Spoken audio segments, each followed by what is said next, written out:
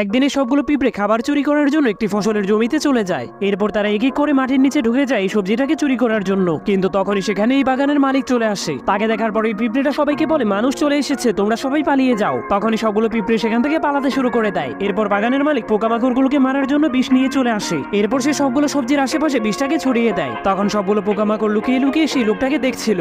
এরপর লোকটা যাওয়ার পরেই সবগুলো পোকামাকড় বিষের কাছে চলে আসে। তারা বুঝতেই পারছিল না লোকটা এসব কি ফেলে গিয়েছে। তখনই সেই পিঁপড়েটা শেষ বাজিয়ে তাদেরকে সতর্ক করে দেয়। তারা আওয়াজ শোনার পর এই লাল পোকাটা একটি টেপ চুরি করে নিয়ে আসে। এরপর সে টেপটাকে এক জায়গায় ঝুলিয়ে সবগুলো বিষের ওপর টেপটাকে বিছিয়ে দেয়। এরপর সে টেপের সাথে সবগুলো বিষ লাগিয়ে সেখান থেকে নিয়ে চলে যায়। এরপর এই পিঁপড়েটা সবাইকে বলে, রাস্তা ক্লিয়ার হয়ে গিয়েছে, এখন তোমরা সবাই যা ইচ্ছে চুরি করতে পারবে। ভিডিওটা ভালো লাগলে একটি লাইক।